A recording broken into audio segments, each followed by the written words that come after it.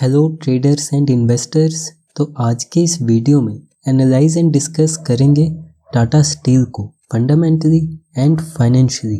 एक ऐसी कंपनी जिसने इंडिया के आइकनिक स्ट्रक्चर्स जैसे Howrah bridge, statue of unity, Motera stadium में कंपनी ने कंस्ट्रक्शन सॉल्यूशन सप्लाई किए हैं। और भी इंडिया के आइकॉनिक स्ट्रक्चर्स हैं जहाँ पे कंपनी ने अपने सॉल्यूशंस प्रोवाइड किए हैं। अपने एनालिसिस को शुरू करने से पहले एक एग्जाम्पल देखते हैं। एक पर्सन है, मान के चलिए उसने 2014 में शेयर्स परचेज करना शुरू किया। तब उस टाइम पे प्राइस था 150, एग्जाम्पल के लिए ले रहे हम।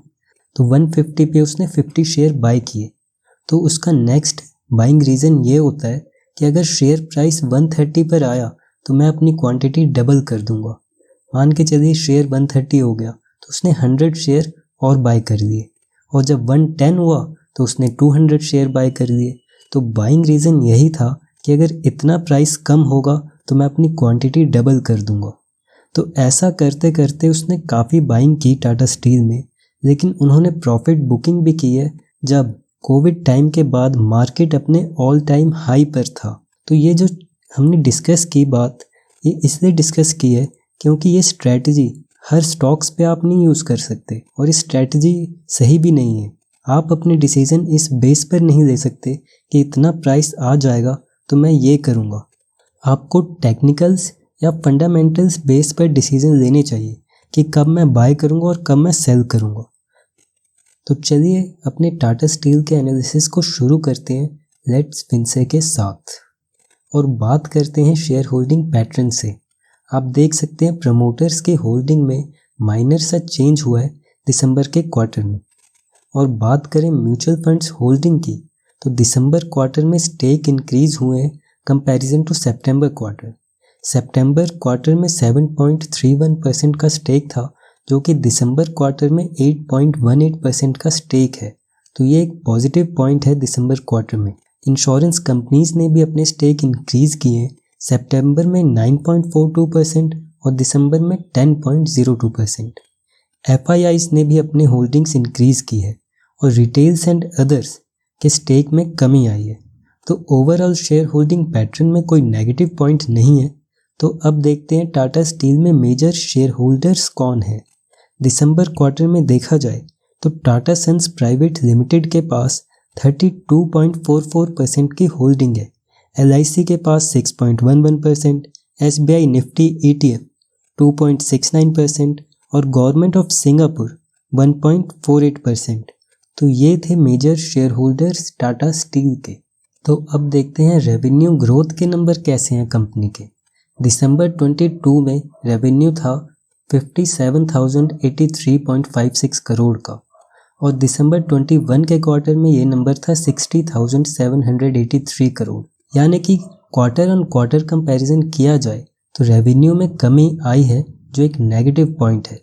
लेकिन स्टील इंडस्ट्री एक साइक्लिकल इंडस्ट्री है, तो अपसाइड एंड डाउनसाइड पार्ट है इस इंडस्ट्री के। अब बाकी क्वार्टर्स में रेवेन्यू के नंबर्स कैसे रहे हैं वो देखते हैं। मार्च 22 में 14% की ग्रोथ है कंपैरिजन टू दिसंबर 21 क्वार्टर। लेकिन जून quarter, September and December quarter revenue के नंबर्स डिक्रीज हुए हैं। और एनुअली रेवेन्यू के नंबर्स देखा जाए तो मार्च 18, 19, 21 एंड 22 एडिशंस हुए हैं रेवेन्यू के नंबर्स में। अब बात करते हैं नेट प्रॉफिट की।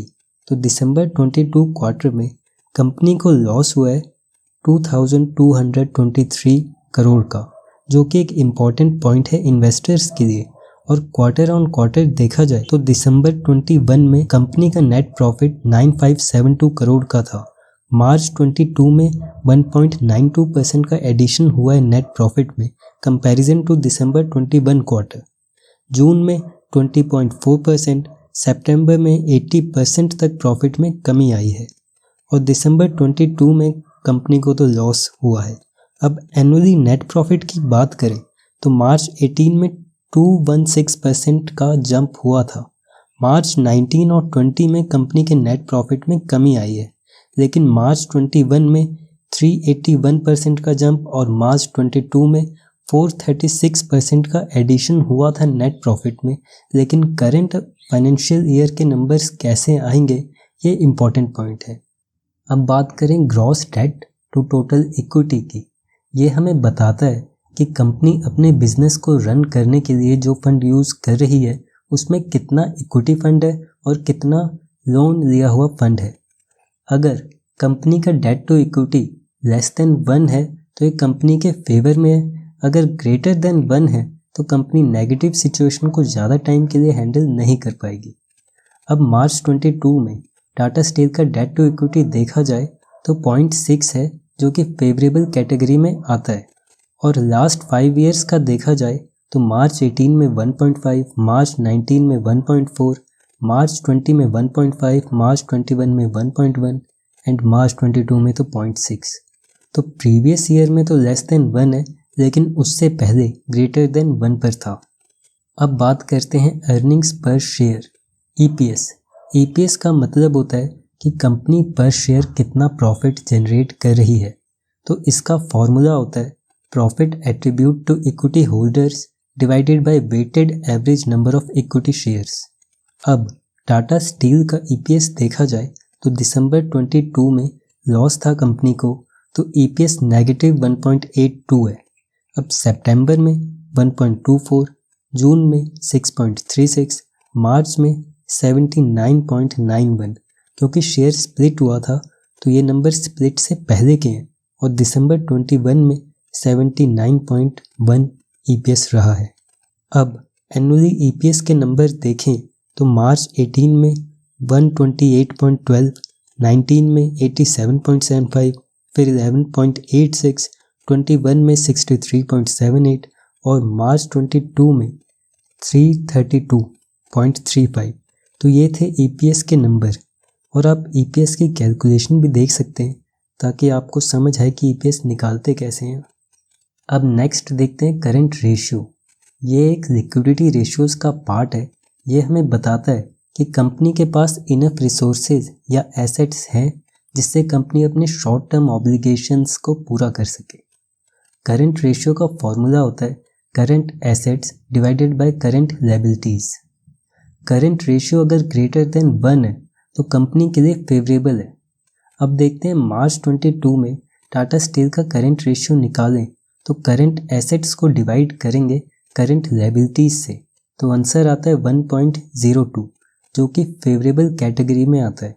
अब लास्ट 5 ईयर का करंट रेशियो देखा जाए तो मार्च 18 में 1.22, मार्च 19 में 0.92, 20 में 0.93, 21 में 0.85 एंड मार्च 22 में 1.02।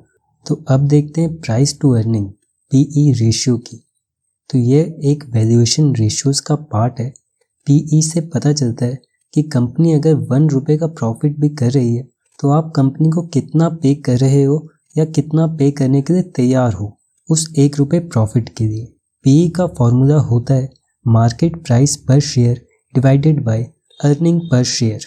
अब अगर मार्च 22 का पीई निकाला जाए तो मार्केट प्राइस पर शेयर को डिवाइड करेंगे ईपीएस से, तो पीई आता है 3.93। अब लास्ट 5 ईयर का पीई देखते हैं। मार्च 18 में 4.45, 19 में 5.93, मार्च 20 में 22.7, मार्च 21 में 12.73 और मार्च 22 में 3.93। तो पीई तो कह सकते हैं अच्छा है कंपनी का। अब बात करते हैं रिटर्न ऑन इक्विटी, जो कि एक रिटर्न रेशियोज का पार्ट है। आरओई हमें बताता है कि कंपनी इक्विटी शेयर होल्डर्स के पैसे पे कितना प्रॉफिट जनरेट कर रही है। आरओई का फॉर्मूला होता है profit attribute to equity divided by shareholders equity. अब मार्च 22 का आरओई निकाला जाए तो प्रॉफिट एट्रीब्यूट टू इक्विटी को डिवाइड करेंगे शेयर होल्डर्स इक्विटी से, तो आरओई आता है 35.08%।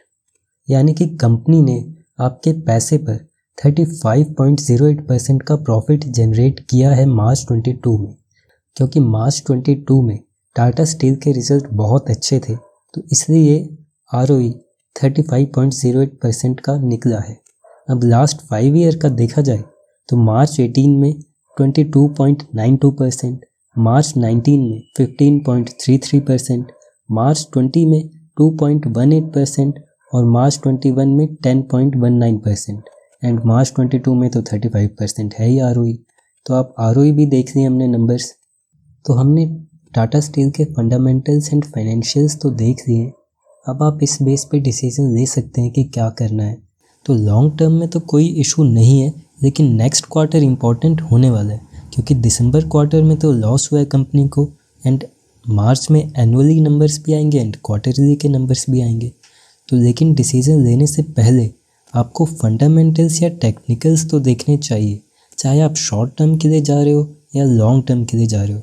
तो इस वीडियो में इतना ही। मिलते हैं नेक्स्ट वीडियो में एक न्यू एनालिसिस के साथ।